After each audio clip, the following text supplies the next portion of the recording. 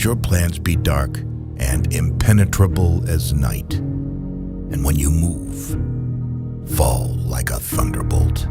It's an amazing card. It's an amazing card, but the Oliveira Makhachev fight, that's the big one. That's the big one because there's so many questions. And, you know, Oliveira has never fought a grappler like Islam. No. But Islam's never fought a guy who can submit people like Oliveira Yeah. can. Oliveira fucks everybody. On October 22nd, in the main event of UFC 280 on Yas Island in Abu Dhabi, one of the most highly anticipated matchups in the UFC's lightweight divisional history takes place. It's almost a reincarnation or a leveling up of sorts of a matchup that we never got to see as UFC fans. And that matchup, if you ask, is Tony Ferguson versus the undefeated and now retired Khabib the Eagle Nurmagomedov. Now, Khabib retired undefeated with his last fight coming against Justin Gaethje, where he submitted him in the first round via triangle choke. He retired at 29-0 with a nearly spotless career, and a spotless career in mixed martial arts in terms of records overall. Now, Tony Ferguson has had a sort of fall from grace, and his last win came over the likes of Anthony Pettis at UFC 229, and he hasn't won a fight in his last 5 contests inside the UFC, with his last fight coming in the short notice main event bout at welterweight against Nate Diaz at UFC 279, the pay-per-view prior to the one we're speaking on now. And Oliveira and Makhachev is basically, like I said, the Khabib versus Tony 2.0. The fight that we never got at a higher level, in my opinion. Now, you can't say that anybody in this fight is particularly at a higher level than the Eagle, Khabib Nurmagomedov, because he did retire undefeated and didn't really have to go through much adversity in his career, aside from maybe a couple rounds in the Conor McGregor fight, the close guillotine choke from Dustin the Diamond Poirier, and that close bout against Gleison Tibau early on in his career.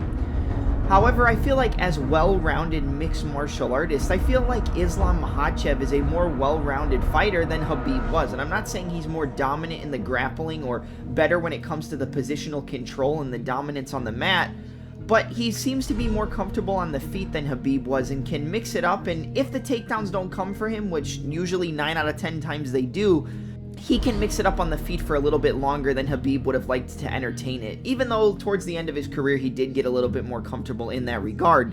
And when you look at Charles Dombrowski Oliveira, he reminds me of a Tony Ferguson 2.0. And it's not only based on the fact that he did defeat Tony Ferguson, but it's the fact that he is more comfortable with that pressure fighting type of style. Ferguson was always known to suffocate opponents under the craziness, madness, and pressure that he would put on them coming forward.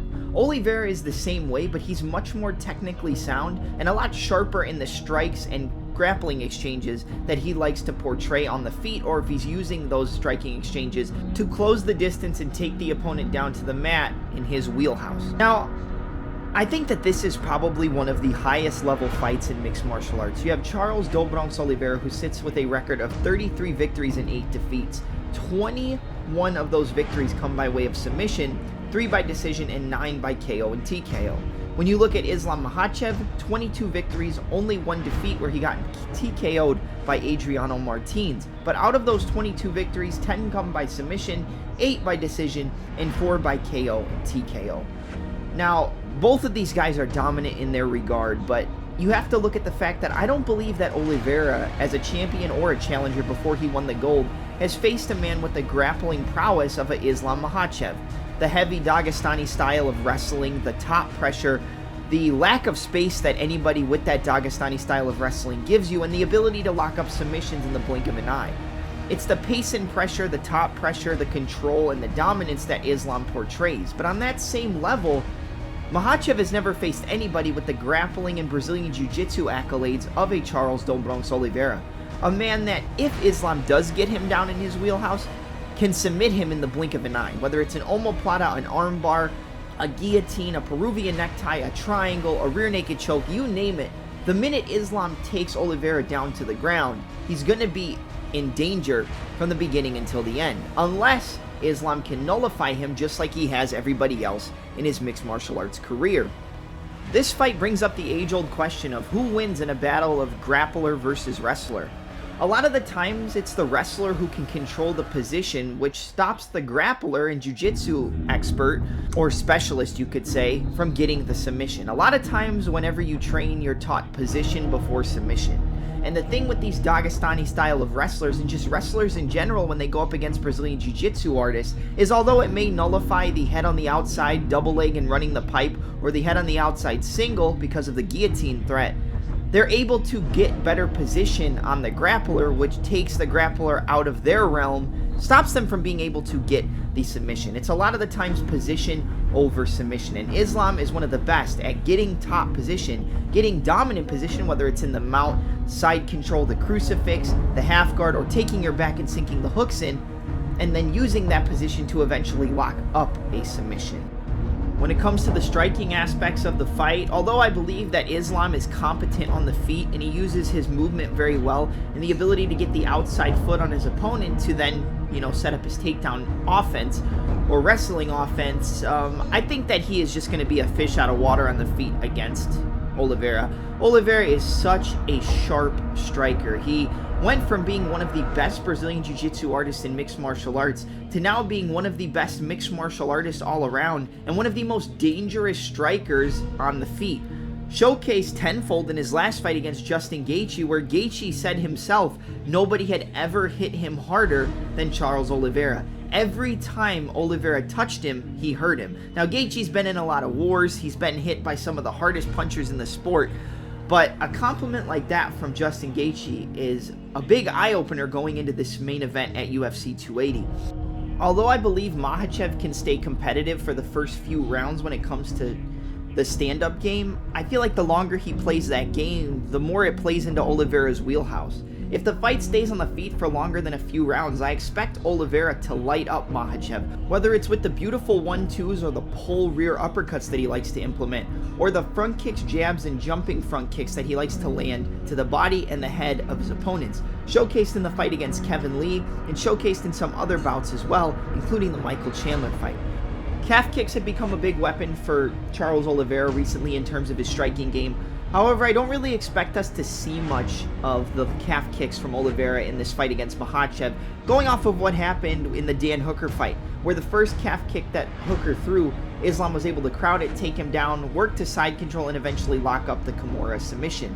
In terms of the kicking game of Oliveira, I think we're going to see a lot of high kicks, front kicks to the body, and jumping front switch kicks to the head if Islam is backing up against the cage moving laterally. Because as you saw in the Kevin Lee fight, Charles Oliveira can pair up that jumping front teep kick, whether it's with the front leg or the rear leg, into a hook from the lead or rear side, depending on what side the opponent circles to.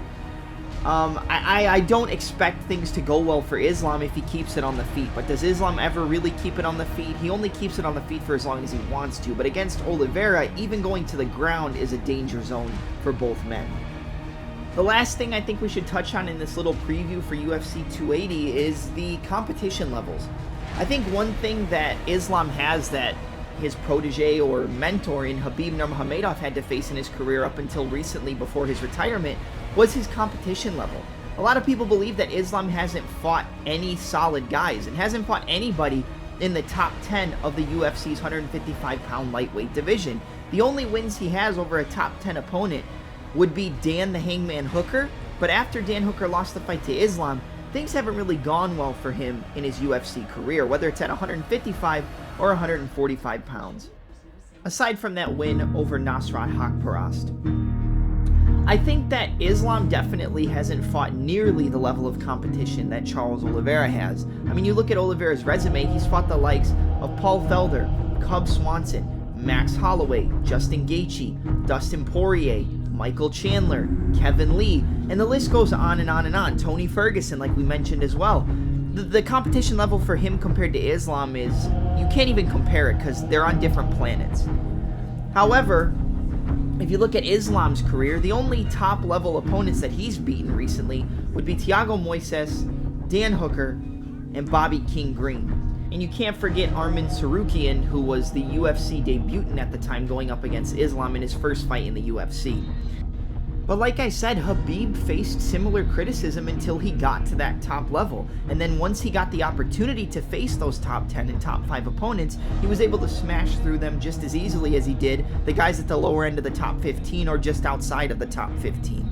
So this fight is going to be a big test for Islam, a big test for Charles Oliveira, but more importantly, it's going to answer a lot of questions in terms of the durability and the legitimacy of Islam Makhachev at the top level of the 155-pound division as a champion if he is to get through Charles Dombrowski Oliveira. Either way, this fight is as high level as you can get. And whether it's and new or and still, when all the dust settles in Abu Dhabi at the end of the night, we're in for one of the highest level fights in mixed martial arts history, and one of the most exciting fights that the lightweight division has ever seen. On October 22nd, it's time.